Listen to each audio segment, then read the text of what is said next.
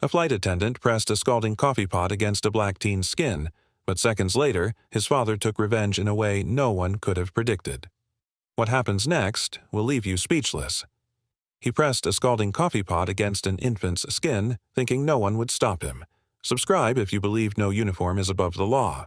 The wheels of the stroller clicked sharply against the metal bridge leading into the aircraft, the sound drowned only by the hum of overhead lights and the soft, fussy coo of the infant nestled inside the carrier strapped tightly to Damon Wells' chest.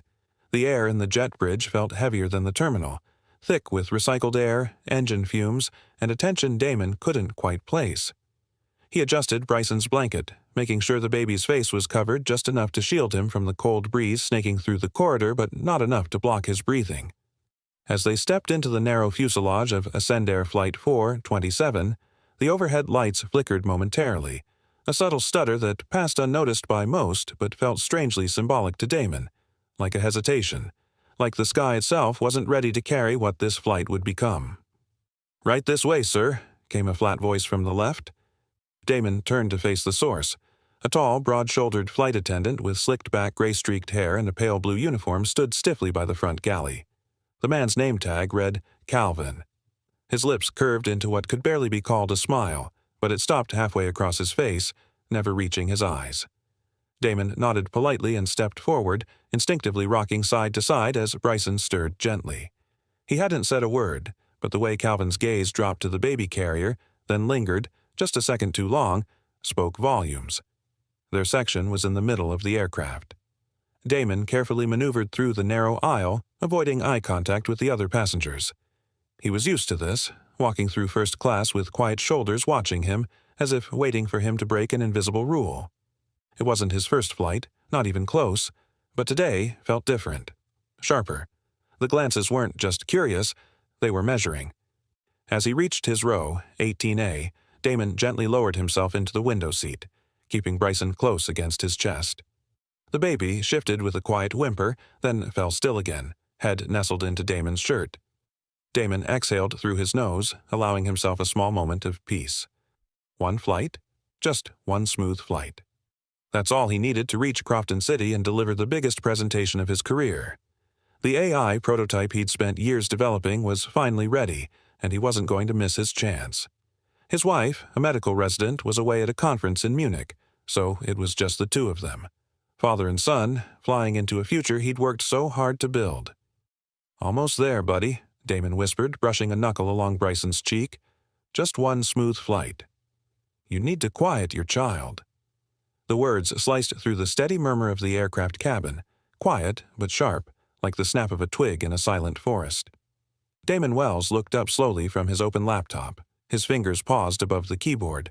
Bryson, his 6-month-old son, stirred against his chest in the baby carrier, his small face flushed from waking and the soft cries still trembling at the edge of his lips. The flight attendant stood rigidly beside their row, one hand clenched tightly around the handle of the beverage cart.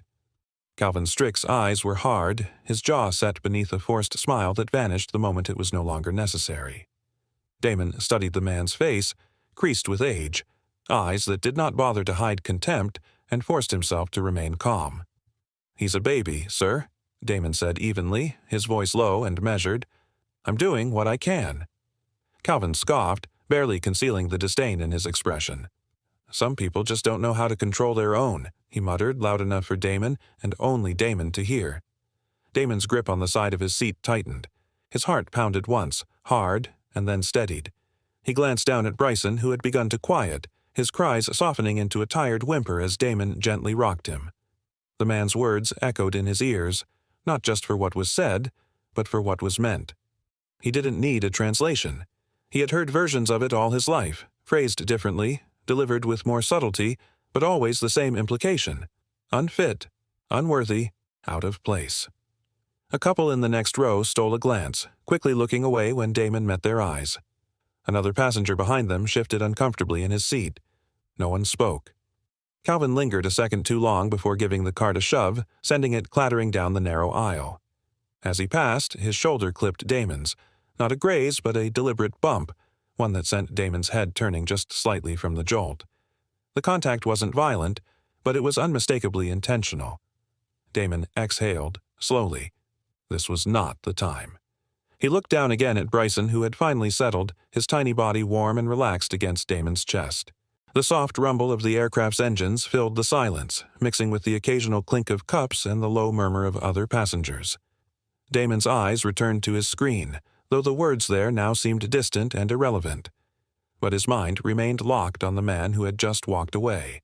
He replayed the tone, the expression, the shove.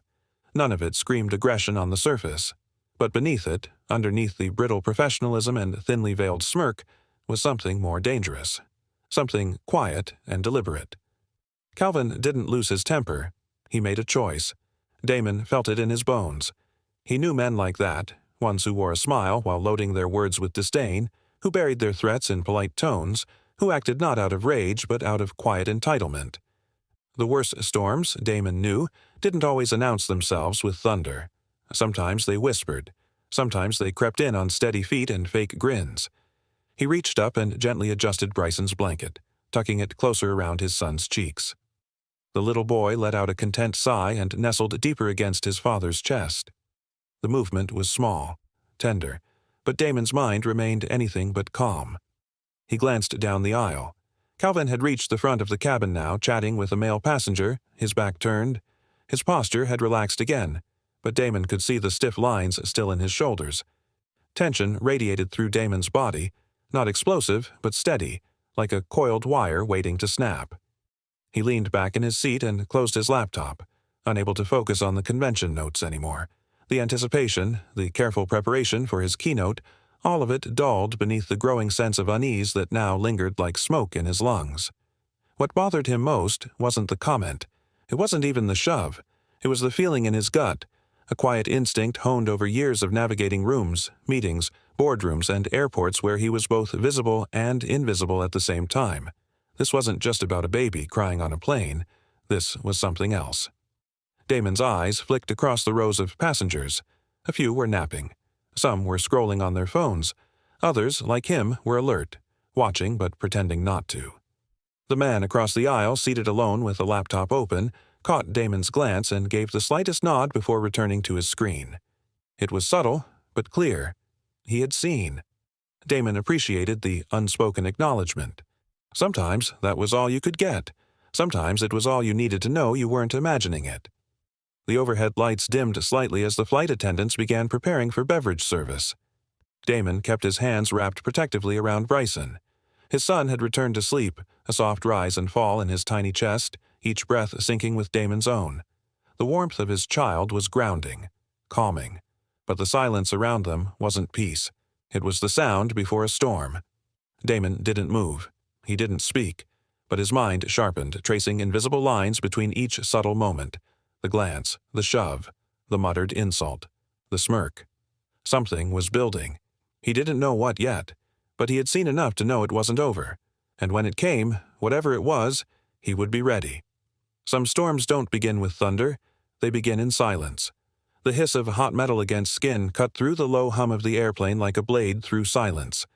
Bryson's scream followed, sharp, high, and raw. It pierced the cabin, shattering the uneasy calm that had blanketed the passengers just moments before. Damon's world snapped into slow motion. He didn't think. His arms moved on instinct, pulling Bryson close, his hand shielding the baby's scalded arm. The baby's skin was already turning red, blistering, and Damon felt his son tremble in his grasp. The smell of burned flesh hit him a second later, sickening, unforgettable. "What the hell are you doing?" a voice shouted across the aisle. Damon's eyes shot up. Calvin stood over them, coffee pot still in hand, his face blank, expressionless, as if nothing had just happened. The gleam of the silver pot caught the cabin lights, still steaming from the boiling contents inside. Damon's mind raced, heart pounding in his chest like a war drum. He wasn't sure if the sound roaring in his ears was the aircraft's engine or his own fury. "You burned my baby," Damon said, his voice low and trembling, not with fear, but with something much colder. His grip on Bryson tightened protectively. The baby's cries had softened to whimpers, but the damage had been done. The welt on his forearm was rising, angry and red. Calvin stepped back, a flicker of panic flashing across his face before he masked it with defensive indignation. "He lunged at me," he shouted, waving the coffee pot slightly as though that explained the searing pain now scarring a 6-month-old child. He reached up. That's a lie, another man's voice cut in. A passenger in a navy polo stood halfway up from his seat, eyes narrowed. I saw what you did.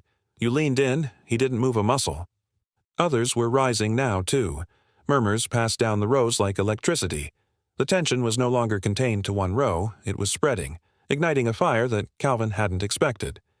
Damon rose slowly to his feet, Bryson still nestled in his arms. The look in his eyes was hard, unblinking. You did that on purpose, he said quietly, his voice firm despite the shaking in his limbs. Why? Calvin opened his mouth but didn't answer. His fingers clenched around the coffee pot's handle. His gaze flicked to the growing number of passengers now focused on him, witnesses, all of them. The arrogance he carried earlier seemed to falter, if only for a second. Damon turned slightly, shielding Bryson with his back as he examined the burn more closely. The skin had already bubbled in places, the angry welt stretching down the child's tiny forearm. Damon's stomach twisted. He needed first aid, something to cool the burn, but there was nothing within reach. Someone get the supervisor, another voice called out, this one closer to the back. I already pressed the attendant button, a younger man near the window added. They're coming. Damon sank back into his seat, trying to stay calm, trying not to let the shaking in his hands reach his face. Bryson whimpered again, the soft, broken cry of a baby in pain, and Damon's throat tightened. The plane cabin, once just a flying tube of strangers, now felt like a trap. There was nowhere to go, no escape, just aisle after aisle of curious, concerned, and horrified faces. He glanced at Calvin again, still standing there like nothing had happened. The man's posture was stiff, defensive, his lips pressed into a tight line. Damon's mind spun, trying to understand what kind of person would harm a child so deliberately. Was it personal? Racial? Random? Or had it been festering under Calvin's smile all along? The flight crew's footsteps echoed down the aisle, heavy and fast. But Damon wasn't waiting for justice to arrive in uniform. He was memorizing faces, words, actions, because this wasn't over, not by a long shot. And as he cradled his son tighter, he whispered beneath his breath, not just to Bryson, but to himself. The world tilted in that moment, and nothing would be the same again. Brandon Keel burst through the narrow aisle, his polished black shoes thudding against the carpet as he reached the row where the scream had originated. The air was heavy with a stunned silence, the kind that comes only after violence has made itself known. Damon Wells stood, body rigid, cradling his wailing infant, Bryson, against his chest. The baby's cries echoed sharply, raw and pained, piercing through the cabin like glass splintering in a quiet room. He burned my son with a coffee pot. Damon's voice sliced through the stunned whispers. His tone was hoarse but forceful, anchored in a deep mix of shock, fury, and protection. His hand trembled as it shielded Bryson's small arm, now red and blistering, the skin swollen and slick with fresh trauma. Brandon's eyes snapped to the injury and widened slightly. The angry welt that spread across the infant's arm left no room for interpretation. It wasn't a mild spill or a careless nudge. This had been deliberate. Calvin stood nearby, arms stiff at his sides, face pale, eyes darting nervously to the rows of watching passengers. It was an accident, he blurted. He startled me. I didn't mean to. Brandon didn't blink.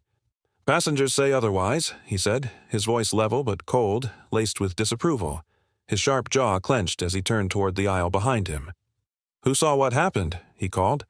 2 men in plain gray t-shirts raised their hands. One stood and stepped into the aisle. His voice was steady, unmistakably authoritative. We both saw it. We're off-duty military, he said. He leaned in and pressed the pot directly onto the child. It wasn't an accident. Calvin's eyes widened. His mouth opened, then shut again as if he were searching for a new excuse but found none. The first beads of panic began to show. His breathing quickened. Brandon's gaze remained locked on him, hard and unwavering. I need to secure that pot, Brandon muttered under his breath and moved forward, intent on collecting it as evidence. But before he could take another step, Calvin spun on his heel and bolted down the aisle, nearly tripping over a passenger's outstretched foot. Hey! Someone called after him, but he didn't stop. His fists clenched around the handle of the metal coffee pot as he disappeared into the rear galley. Damon's hands shook as he adjusted Bryson in the carrier, trying to keep the baby still while protecting the burn from contact. The child's screams had subsided into whimpers, the kind that came in waves, soft and breathless, between hiccups of pain. A middle-aged man seated across the aisle leaned in toward Damon, his phone still raised. "I recorded it," he said quietly. "I got the whole thing." Damon turned toward him, eyes tired but grateful. "Thank you," he said, barely above a whisper. He looked toward the rear of the plane, jaw tight with rage. "He tried to hurt my son, and now he's trying to run." At that moment, the overhead speakers clicked on. The captain's calm voice echoed across the tense cabin. "Ladies and gentlemen, due to an onboard incident, we will be making an emergency landing at Ridgefield Air Base. Please remain seated and follow crew instructions. Paramedics and law enforcement will be waiting upon arrival." Gasps and murmurs spread across the cabin like ripples on water. Passengers whispered to each other, eyes flitting nervously between Damon and the galley. The atmosphere, once just unsettled, now brimmed with anxiety.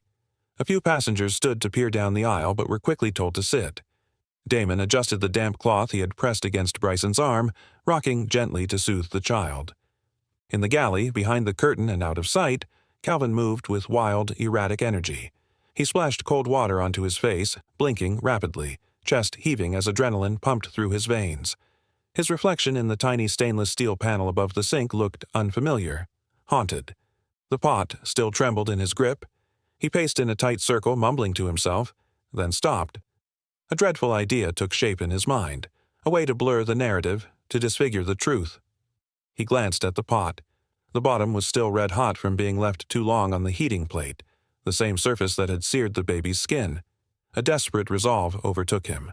His breathing slowed, hands tightening. Without a moment's hesitation, Calvin tilted the pot, positioning the base against his own left cheek, and pressed.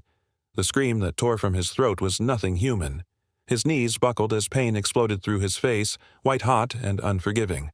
The smell of burning flesh filled the cramped galley, a sickening stench that would cling to the walls long after. The pot clattered to the floor, rolling in a circle before settling near the curtain. Calvin collapsed onto his side, clutching his face, his voice reduced to agonized moans. Blisters erupted across his cheek like bubbling oil beneath skin. His fingers clawed at the air, then pressed uselessly against his wound, as if trying to undo the irreversible damage. Back in the cabin, Brandon reached the rear galley, followed by a junior crew member and 2 passengers. They froze at the sight before them. Calvin curled on the ground, face half-seared, blood and skin smeared across the pot. His lips trembled. His eyes were unfocused, drifting somewhere between pain and panic. "I didn't mean to. I didn't mean to," he choked again and again, rocking gently, almost like a child. Brandon stared in disbelief, the scent of scorched flesh thick in the air. The junior crew member stepped back, hand over his mouth. A flight attendant rushed forward to secure the area as another relayed the update to the cockpit. Damon, though still seated, could sense the shift in the atmosphere. He felt the cold burn of irony as a thought struck him. Not satisfaction, not vengeance, but the grim weight of consequence. The man who had wielded pain so casually now bore its brand. The burn he gave was now the brand he bore. The moment the wheels touched down on the tarmac of Ridgefield Air Base, the cabin jolted with a heavy lurch, throwing several passengers forward against their seatbelts. The air was thick with panic, tension, and the acrid smell of scorched metal. The shrill cries of baby Bryson sliced through the noise, raw and unrelenting. Damon Wells sat motionless in row 14, his arms wrapped tightly around his son, a damp cloth pressed to the infant's seared forearm. The child's skin was blistered, red, angry. Damon's jaw clenched. Every breath he took felt like breathing fire. His heartbeat pounded in his ears, but his hands never trembled. There was no room for fear, only purpose. The moment the aircraft's doors were unlocked, emergency crews poured into the fuselage like a tide breaking through a dam. 2 separate teams split instinctively, one rushing toward the rear galley where Calvin Strick lay curled and moaning, his face half-seared from the same scalding pot he had used moments ago as a weapon. The other team surrounded Damon and Bryson, voices calm but urgent as they assessed the baby's injuries. "Sir, we need to take the child now," said one medic, a young man with clear blue gloves already slick with the antiseptic from his bag. Damon shook his head once, firmly. "I'm going with him," he said, Not a question, not a request, an unshakable truth. The medic didn't argue. He nodded and signaled for the stretcher. Police officers stormed up the narrow aisle behind them. Lieutenant Joshua Marks, mid-40s, wide shoulders under a navy blue jacket, stepped into the cabin and froze at the sight. He saw the infant's arm first, raw, red, trembling, and then Damon's eyes.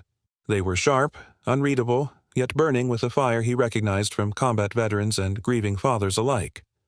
"What happened here?" he asked, voice low but commanding. Damon didn't flinch. "He pressed a boiling coffee pot against my baby's arm. It wasn't an accident." Marks turned to one of the shaken passengers who had already stood up, his phone in hand. "I recorded everything," the man said, voice shaky but resolute. "He didn't just slip. He did it on purpose." Marks took the phone, his gloved fingers already unlocking the screen. As the footage played, his features hardened. He said nothing for a long moment, then turned to his colleague. "This isn't just assault," he muttered under his breath. "It's torture." Meanwhile, Calvin Strick convulsed in pain at the back of the plane. The paramedics attending to him hesitated for a beat as they uncovered the self-inflicted wound. The flesh on his cheek had fused with the stainless steel of the pot's edge before he tore it away. Now, his face was mangled, raw, blistered, half-melted. He screamed again, a shrill, incoherent sound that sent ripples of unease through the cabin. No one offered comfort. Not one soul spoke his name aloud with sympathy. Damon and Bryson were escorted down the emergency stairs into the cool evening air. The sun was just beginning to dip below the horizon, casting long shadows across the runway. Cameras clicked in the distance. Airport staff tried to block the view, but it was already too late. Word had spread. Videos had uploaded. The fire had already been lit. Inside the medical van, Damon refused to let go of Bryson's hand as the EMT checked his vitals. The baby had cried so hard that his voice had faded into hoarse gasps. Damon leaned close, whispering softly, the way he always did when rocking Bryson to sleep. But this time, there was a break in his voice, a weight pressing on every syllable. "I've got you, son. I've got you," he murmured. "You're safe now. I promise." At Ridgefield Medical Center, doctors worked quickly. They examined the burns, cleaned the wounds, and began treatment while Damon stood by, arms crossed, gaze hollow but alert. He refused water, refused rest. The only thing he asked was to be kept informed. Every few minutes, a nurse or staffer entered the waiting room with updates. None were grim, but none erased the image that burned in Damon's mind, Calvin's smirk just before the scream. Back at the airbase, law enforcement took control of the situation. Passengers were interviewed one by one. Some cried while recounting what they saw. Others showed the video footage they'd captured. The narrative was unanimous. Calvin hadn't panicked. He hadn't slipped. He had aimed. And he had pressed the scalding metal to a 6-month-old child without a hint of regret. Lieutenant Marks, now inside the terminal security wing, watched the footage for a second time. His brow furrowed deeper. "How did this guy even pass training?" he asked one of his deputies. "Someone's been covering tracks." Meanwhile, in a private hospital suite across town, Damon received a visitor, Detective Wallace Meeks, assigned to the case. A quiet man in a gray windbreaker, he offered no sympathy, only questions. Damon answered each one clearly, offering names, timing, dialogue, and motive. The detective didn't interrupt. He only took notes. "The airline is already calling this a misunderstanding," Damon said bitterly. "But I want it on record. This wasn't confusion. It was cruelty." Detective Meeks nodded. "I've seen worse covered up for less," he said plainly. "But this won't be buried." By the time night fell, Ascendair's PR department issued a vague press release calling the incident a regrettable misunderstanding involving a staff member's lapse in judgment. But the internet wasn't interested in rehearsed statements. The video had gone viral. Screenshots of Bryson's injury were being shared with hashtags like "Jew burned by Ascend" and "Jewish Justice for Bryson." Calvin's name, face, and work history were being dissected. Journalists unearthed old employee complaints. Former coworkers began messaging Damon privately, expressing regret for never speaking out. In that hospital room, Damon stood by the crib where Bryson lay sleeping under soft white lights, his small arm bandaged carefully, his breathing steady now. Damon's phone buzzed with messages, calls from reporters, lawyers, strangers. He ignored them all. His focus was on his son's face. Outside, floodlights illuminated the entrance as camera crews gathered, waiting for a statement. But Damon had nothing to say to them. Not yet. He would speak when it mattered most, when the lies stopped and the truth stood alone, undeniable. He reached down, tucked the blanket tighter around Bryson, then looked up at his reflection in the glass window. The sky had been their battlefield, and truth was now their weapon. Damon stood frozen as the hospital doors flung open. The fluorescent lights overhead buzzed faintly, casting an unforgiving glow across the polished linoleum floor. Paramedics rushed past him, their stretcher bearing Bryson's tiny, trembling body. Damon followed closely, his eyes fixed on his son's blistered forearm, the skin already raw and angry from the burn. Every time Bryson whimpered, Damon's chest tightened. He tried to suppress the rage boiling beneath his calm exterior. He couldn't afford to break down. Not now. Inside the examination room, 2 doctors and a nurse surrounded Bryson. Damon stood nearby, hands clenched at his sides, jaw locked, watching helplessly as the medical team worked. One doctor, a tall man with thinning gray hair and a measured tone, turned to him. "Mr. Wells," he said gently, "your son has sustained second-degree burns. Fortunately, they're not life-threatening. He'll recover, but it's going to take time and proper care." Damon gave a slow nod, the information registering like static in his mind. "Will he be in pain?" he asked, voice hoarse. "We'll manage it," the doctor replied, placing a hand on Damon's shoulder. "He's a strong little guy." Damon exhaled shakily, watching Bryson's small chest rise and fall beneath the soft hospital blanket. The doctors continued their work, applying a cooling gel and wrapping the wound in sterile gauze. Damon stepped closer, humming softly, the same tune he'd used to calm Bryson on the flight before everything had shattered. He didn't notice the nurse quietly leaving the room, nor the growing bustle outside. But soon the noise filtered in. Voices, footsteps, camera shutters. When Damon stepped into the hallway for air, he found a swarm of reporters gathered at the hospital entrance, barricaded behind security personnel. One shouted, "Mr. Wells, any comment on the flight incident?" Another called, "Is the baby okay?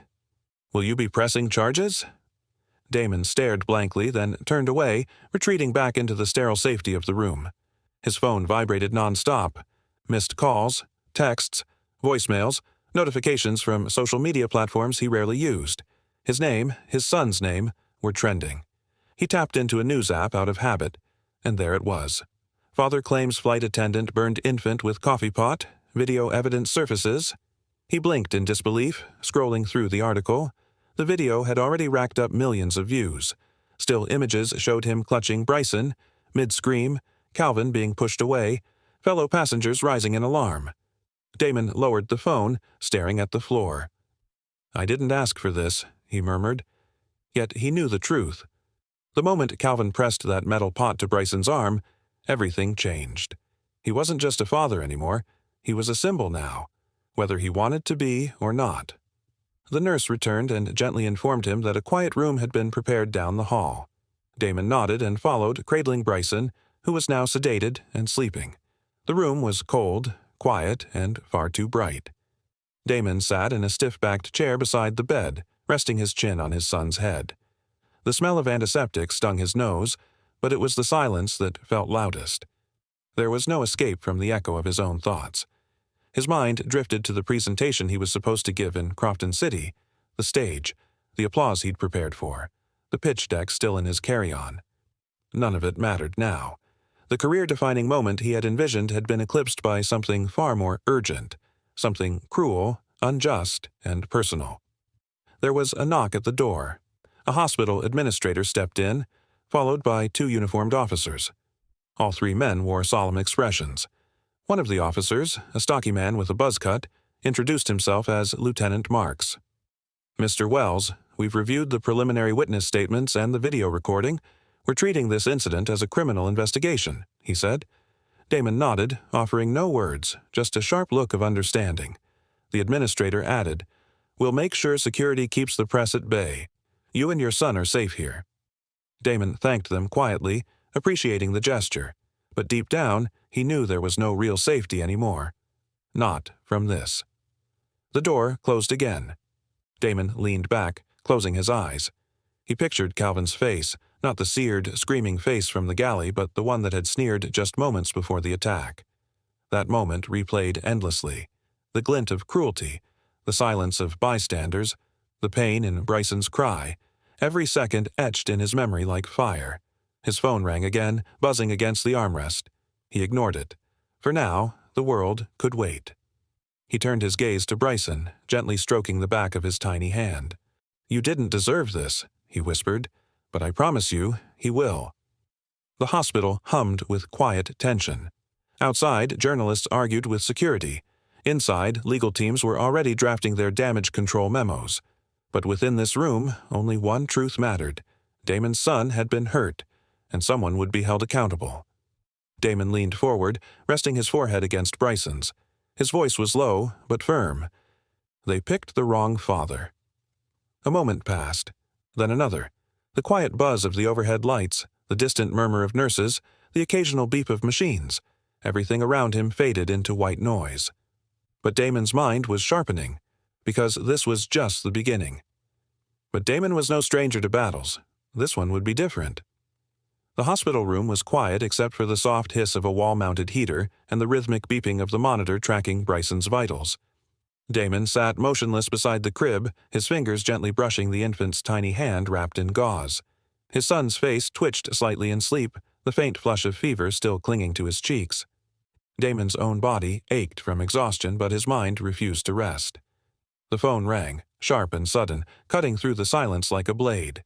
Damon snatched it up quickly, his voice low and guarded. "Wells." "Damon, it's Clarence," came the familiar voice on the other end. "Calm. Director. Just like always." Damon sat straighter. "What's the word?" "We need to prepare for the fallout," Clarence said. His voice held no uncertainty. "The airline's legal team is already making calls. They'll try to settle this, quickly and quietly." Damon's eyes flicked toward the window. Outside, the Ridgefield skyline glowed under the weight of night, each flickering light a reminder that the world kept moving even when his had cracked open. He could see the glint of traffic lights reflecting off wet pavement below, the city breathing, unaware. "They're going to try to buy me off," Damon said flatly. "They're going to try to erase you," Clarence corrected. "You're not the first to be offered a fat check and a non-disclosure agreement. But this case, this isn't like the others."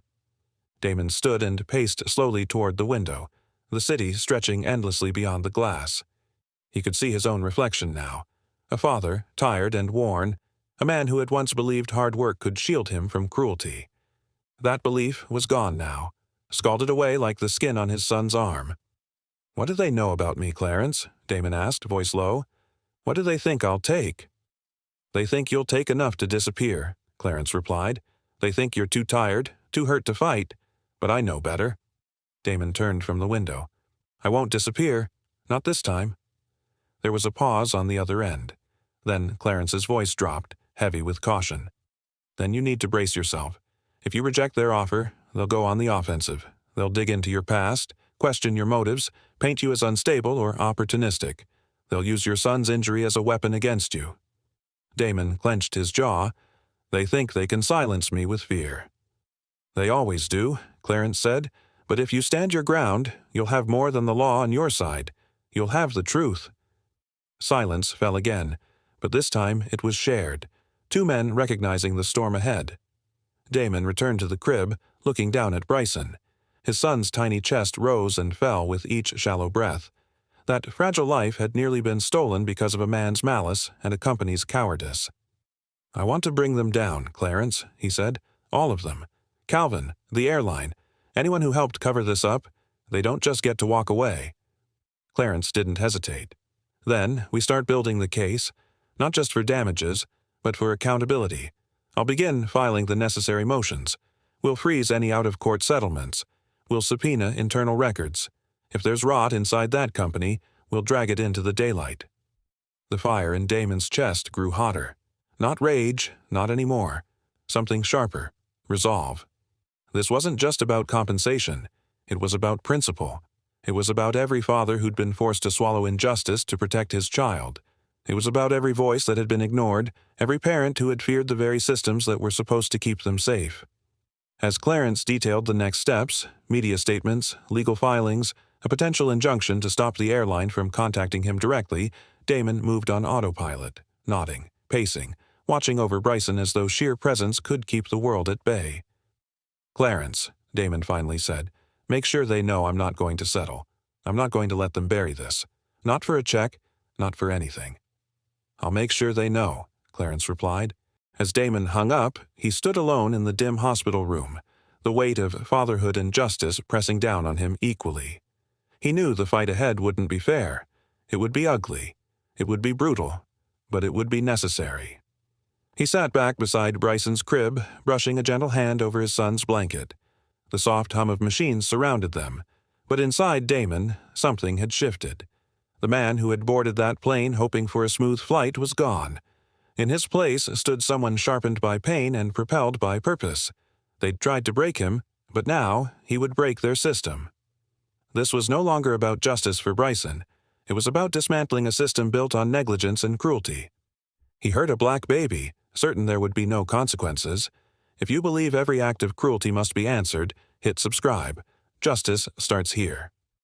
The fluorescent lights above buzzed faintly as Damon Wells entered the sleek glass-walled conference room on the second floor of Ridgefield's municipal building. The atmosphere was cold, sterile, clinical, like the truth didn't belong here. Clarence Wright walked beside him, his briefcase in hand, his expression unreadable but sharp as always.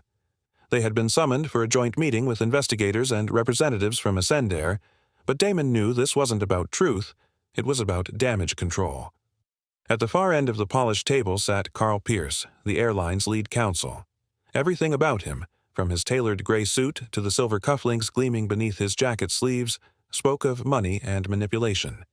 He stood as Damon entered, offering a smile that didn't reach his eyes. "Mr. Wells," Carl said, gesturing to the chair opposite him, "thank you for making time to meet with us. We know this must be overwhelming." Damon didn't sit immediately. His eyes scanned the room, clocking the two uniformed investigators standing in the corner, silent observers with notebooks in hand. One of them, Agent Ronley, gave a small nod. Damon didn't return it. His mind was still with Bryson, wrapped in gauze, sleeping restlessly in the hospital bed just 3 miles away. He finally sat, his jaw tight, his fingers steepled in front of him. Clarence took the seat beside him and opened a leather folder, but his gaze never left Carl. Carl cleared his throat. "On behalf of Ascendair, I want to express our deepest regrets over the incident aboard Flight 427. We understand your son was injured, and we take full responsibility for the distress this has caused you and your family." Damon's eyes didn't waver. "My son wasn't just injured. He was burned, intentionally." Carl's practiced composure faltered for a fraction of a second. He leaned forward, folding his hands neatly atop the table. "There's no denying that a serious event occurred, but the facts remain under investigation. The flight attendant involved, Mr. Strick, is still unconscious and unable to provide a statement. We do not condone his behavior, and regardless of intent, the outcome is unacceptable." Damon leaned back slowly. His voice, when it came, was low and even. "Intent isn't a question. It's a fact." Carl offered a small, rehearsed nod of sympathy, then reached into a file and slid a folded document across the table. "In light of the situation, and in the interest of resolving this without unnecessary hardship, the airline is prepared to offer a financial settlement. A substantial one. This document outlines our proposal." Clarence didn't touch the paper. He simply glanced at Damon, giving him the space to respond first. Damon stared at the document but didn't unfold it. His voice was colder now.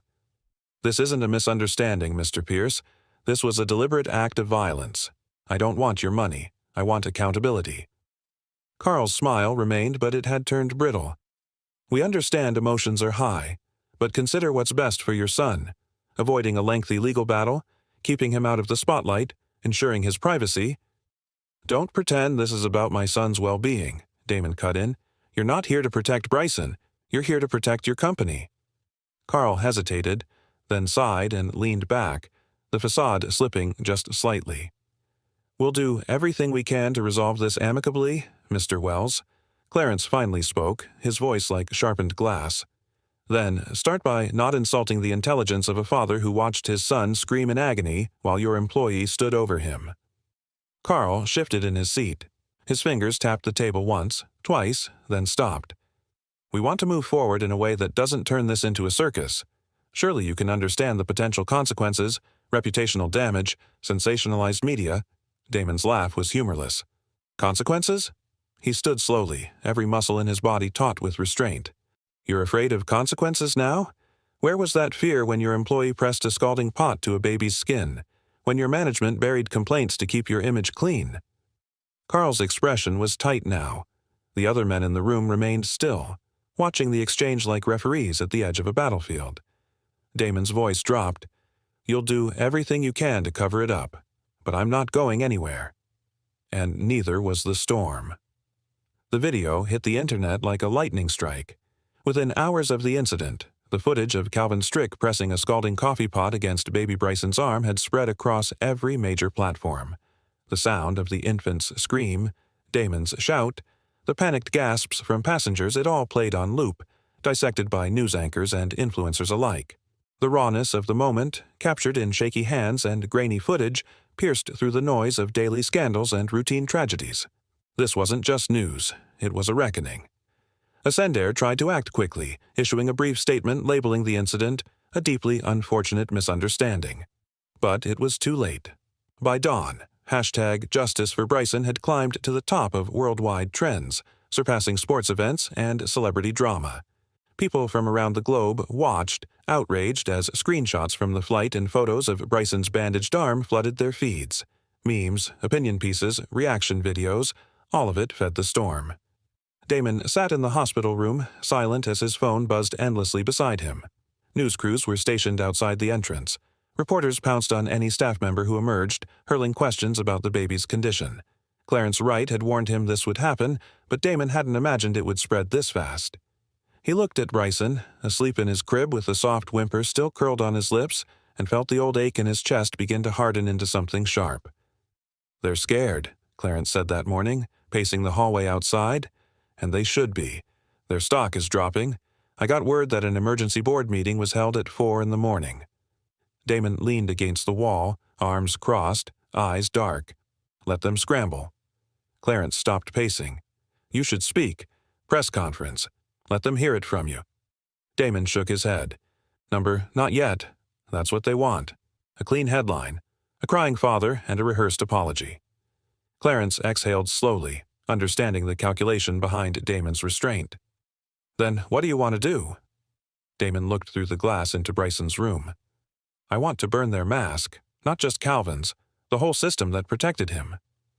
By midday, anonymous sources within Attendant had begun leaking internal documents.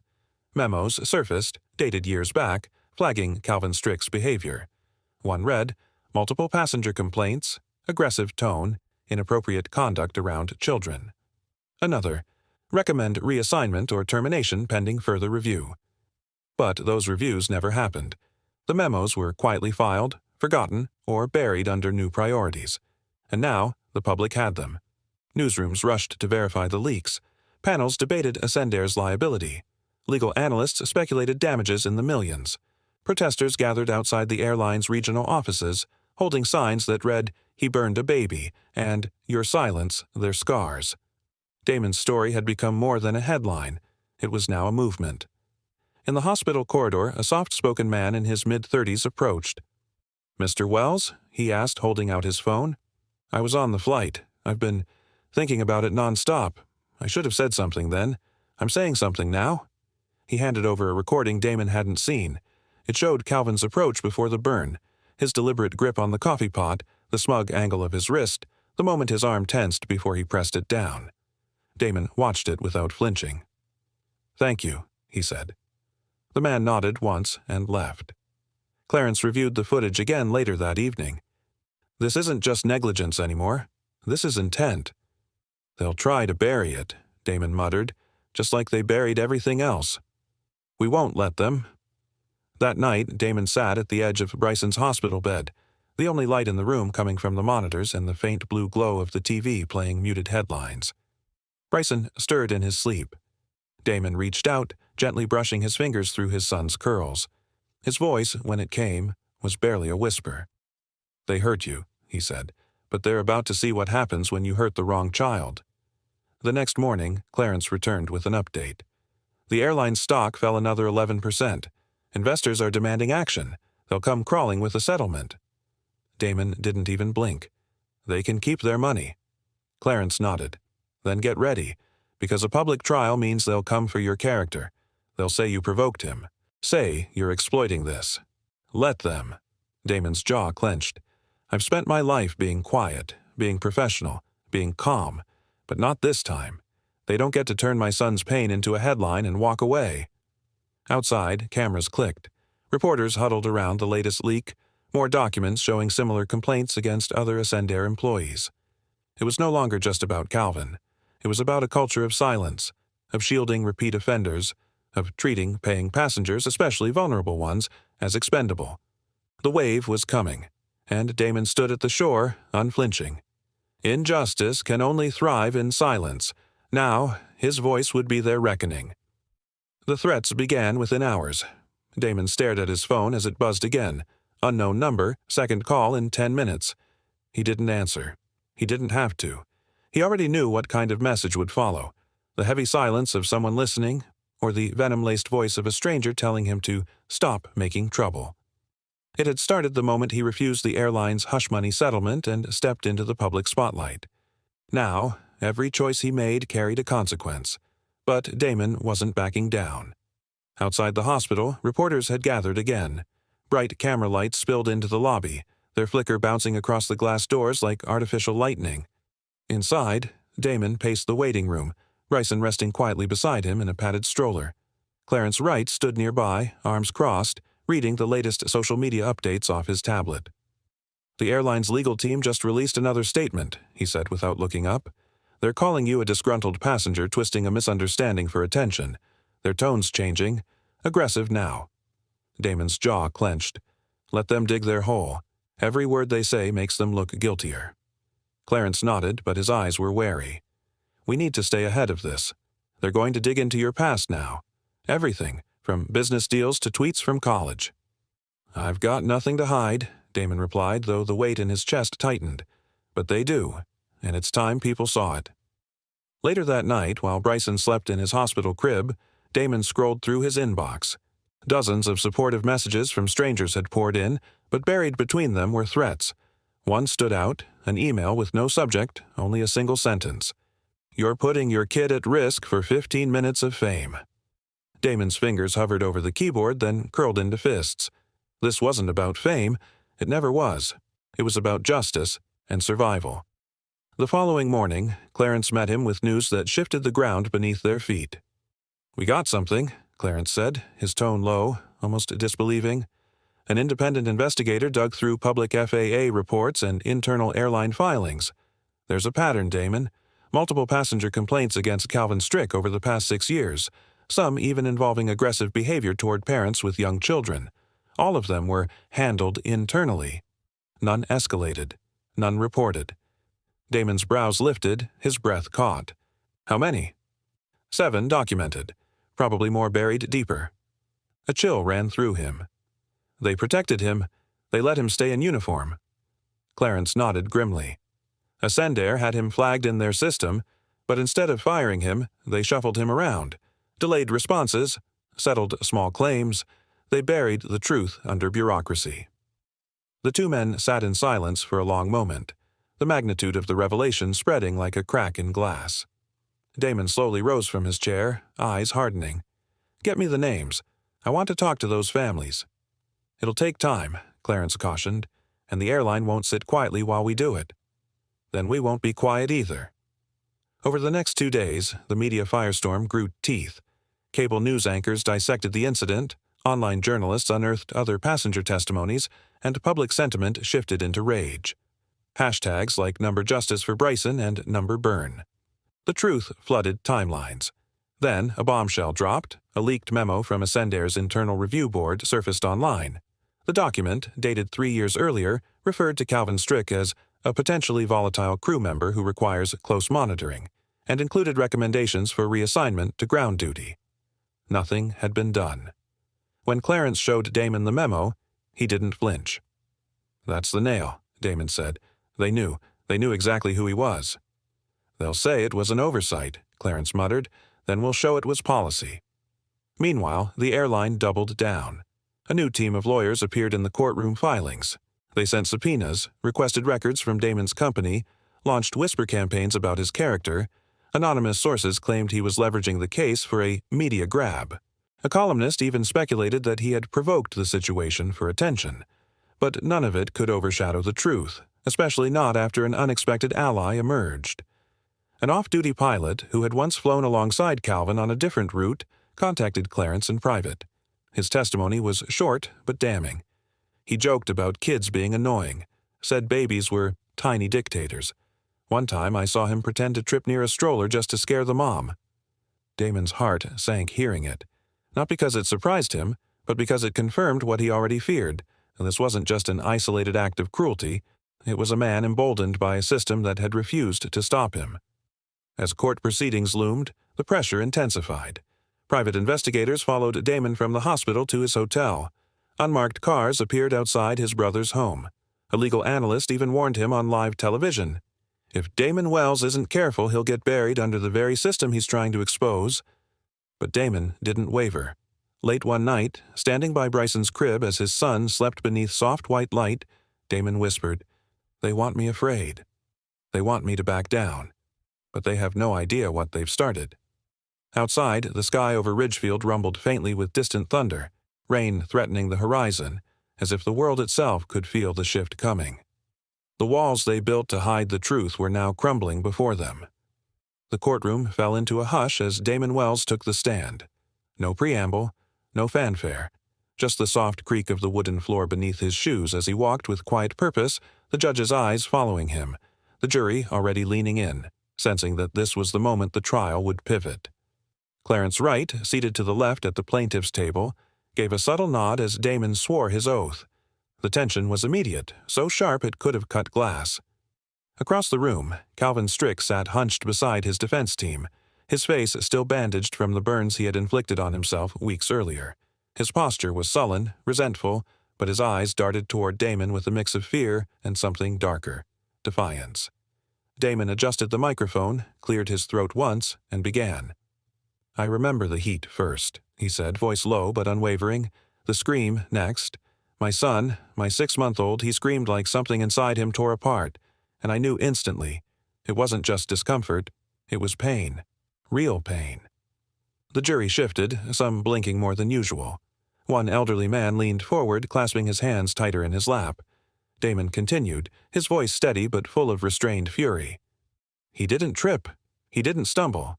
Calvin Strick looked me in the eye and pressed that pot against my child's skin. That's not a mistake. That's a decision." The defense attorney stood. "Objection. Speculative." The judge raised a hand but didn't strike it down. "Mr. Wells," he said evenly, "please confine yourself to what you witnessed." Damon nodded once. "I witnessed my son being burned.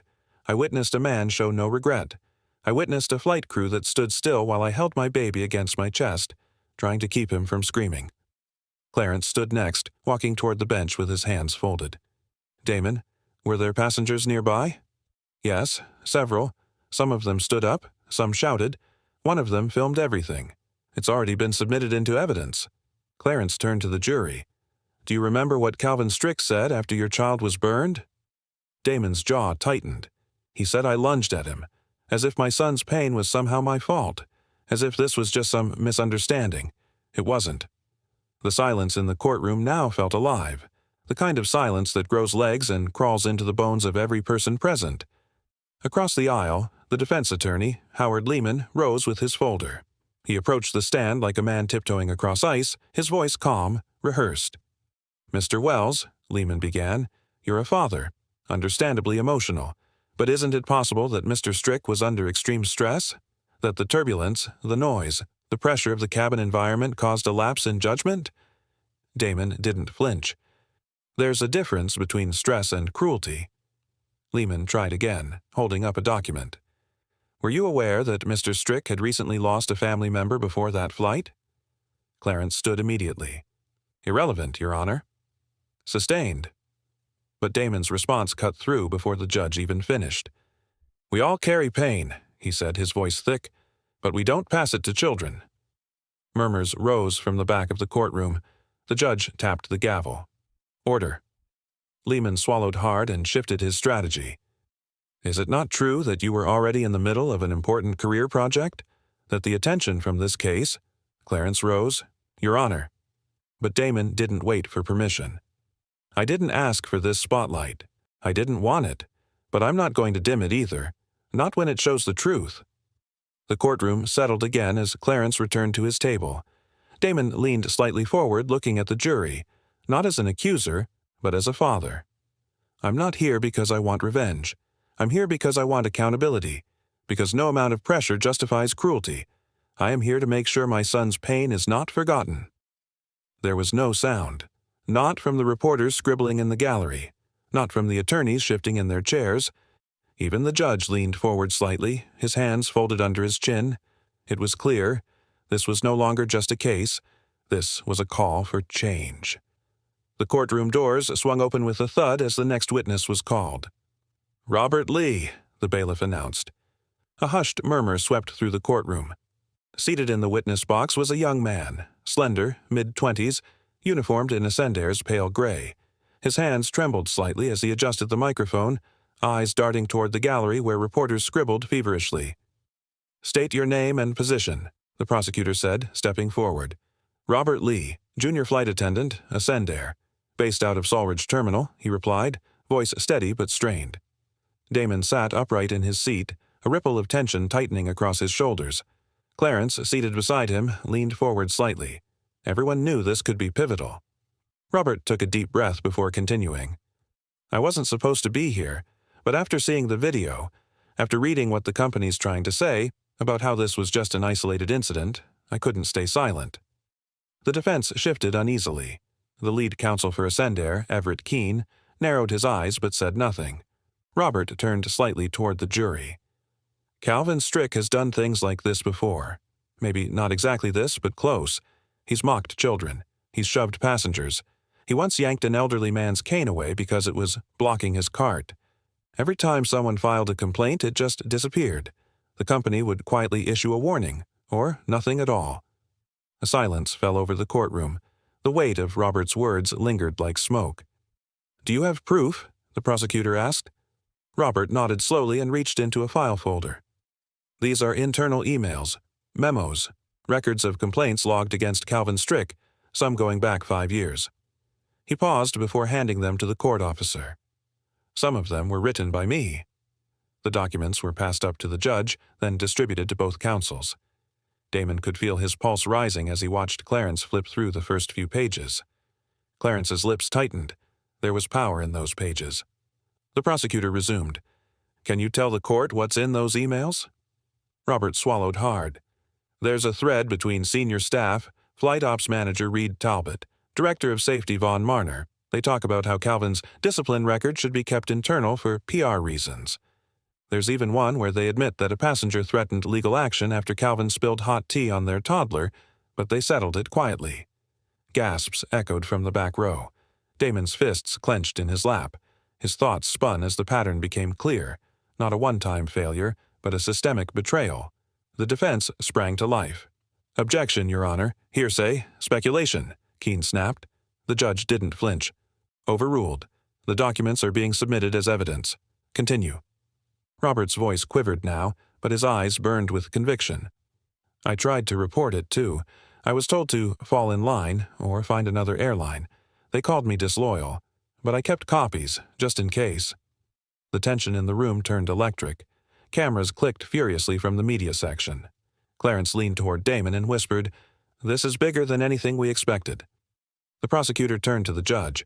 "Your Honor, we request an immediate review of Attendant's internal compliance protocol and disciplinary records." Judge Kendrick nodded slowly. "Motion granted. The court will subpoena Attendant's full personnel files for Mr. Strick, along with internal safety reports for the past 6 years." As the gavel struck, the energy in the room shifted. Damon felt it like a storm cresting at its peak. His son's cry, the pain, the betrayal, it all surged back, not as a wound, but as fuel. He watched Robert step down from the stand, and for a brief moment, their eyes met. Damon nodded with quiet respect. Robert offered a slight nod in return, a man who had chosen truth over comfort. Reporters began rushing out of the courtroom to break the story. Clarence was already drafting the next legal maneuver in his notepad. The airline's defense looked shaken, rattled not just by the testimony but by the undeniable mountain of evidence rising against them. Damon remained seated, heart pounding. He wasn't just a father seeking justice anymore. He had become the face of a movement, one that wouldn't stop at courtroom walls. As he looked back toward the bench where Robert had testified, Damon knew the war wasn't over, but a decisive battle had just been won. What started as a personal battle was now an industry-wide reckoning. The courtroom was silent as Calvin Strick was ushered to the witness stand. His gait slow, his posture hunched beneath the weight of gauze and gauzy bandages that still clung to the left side of his face. The burns were so severe that his cheek appeared fused in places with melted flesh, the angry red blotches peeking through like a grotesque confession. Every juror watched him with a mix of curiosity and disgust, while Damon Wells sat still at the plaintiff's table, his hands folded tightly in his lap, knuckles white, eyes unwavering. Clarence Wright leaned in and whispered, "This is the moment. Don't blink." Damon gave a slight nod, never breaking his gaze from the man who had changed his life with the hiss of a coffee pot. The bailiff swore Calvin in. He barely met the judge's eyes as he muttered, "I do." His voice was raspy, uneven, either from the painkillers or the weight of the moment. The defense attorney, Darren Vicks, rose and approached, placing his palms gently on the witness stand. "Mr. Strick," Darren began with rehearsed softness, "can you walk us through what happened that day aboard Flight 427? Calvin adjusted his collar, blinking rapidly as if stalling. "It was chaos," he muttered. "The baby was crying, loud. I was tired. I'd done a double shift. I didn't mean to hurt anyone. I was just trying to help." "Help?" Clarence rose instantly, prompting the judge's approving nod for cross-examination. He walked slowly toward Calvin, each step deliberate. "You were trying to help?" Clarence echoed, turning toward the jury. "With a scalding coffee pot?" "I didn't know it was that hot," Calvin blurted, his voice cracking. "He startled me. I tripped." Clarence's brow arched. "You tripped? Into a baby's arm? With the flat side of a metal pot?" Calvin flinched at the tone, glancing toward his defense, but Darren gave no comfort. Clarence continued. "Let me ask you this, Mr. Strick. Why did you tell multiple passengers that the child needed to be quiet before the incident? Why did you tell another flight attendant that kids like that need to be dealt with early?" "That's not what I meant," Calvin said, his voice suddenly desperate. "You're twisting." Clarence held up a transcript. Direct quote, "From your co-worker's statement. Care to deny it under oath?" Calvin looked cornered, his bandaged face glistening with sweat. "I was frustrated. I didn't think—" "You're right," Clarence interrupted, stepping aside. "You didn't think. You acted. And now a 6-month-old has permanent scarring." A murmur rippled through the gallery. Damon exhaled through his nose, heart pounding. He could feel the pressure behind his temples, the ache of restraint. He stood. "Your Honor," he said quietly. The judge gestured with a hand. "Permission to address the witness?" The room tensed. "You may." Damon took slow steps forward, each footfall echoing like a drumbeat. He stopped just feet from the stand, looking Calvin directly in the eyes. The silence in the room thickened. "Why did you do it?" Damon asked.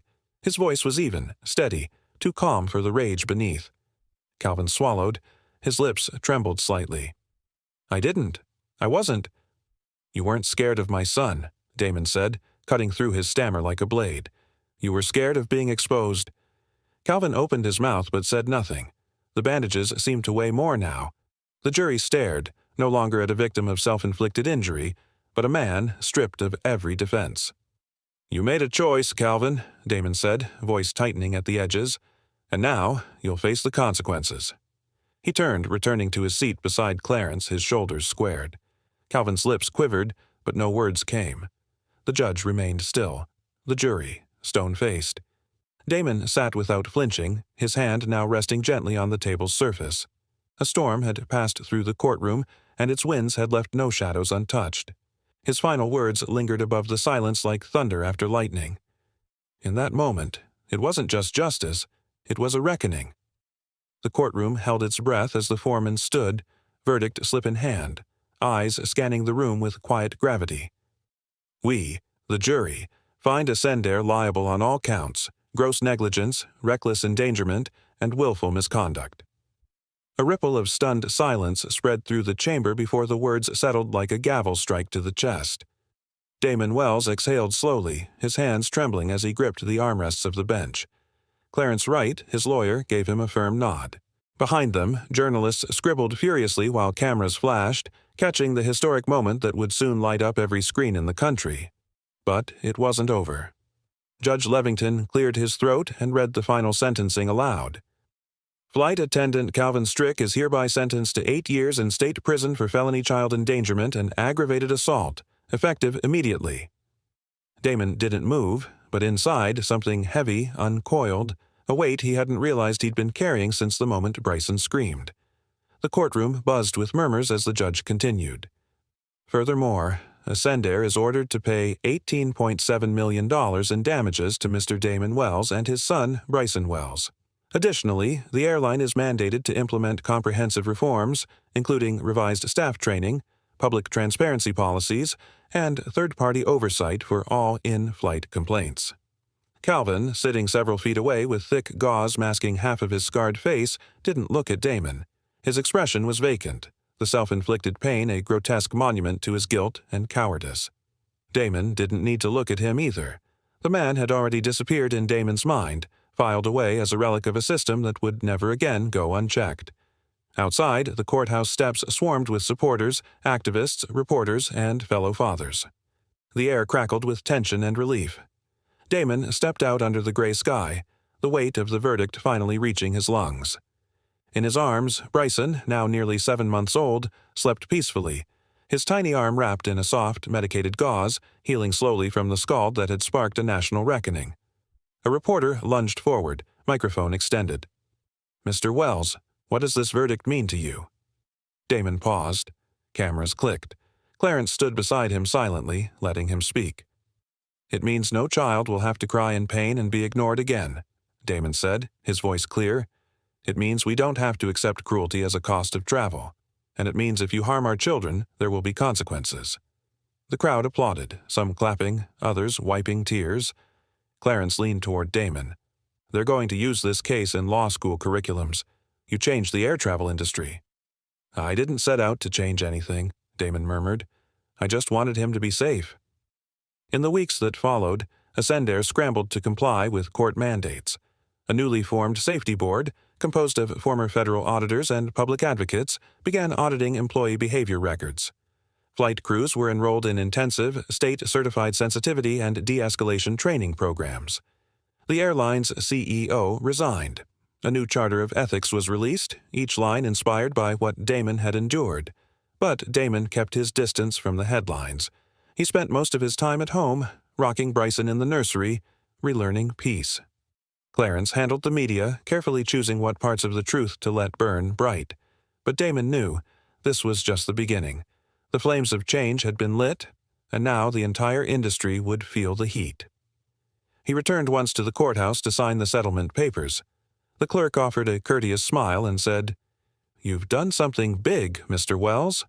"I didn't do it alone," Damon replied, eyes drifting to the window where reporters still waited. Months passed. The lawsuit faded from front-page news, replaced by new crises.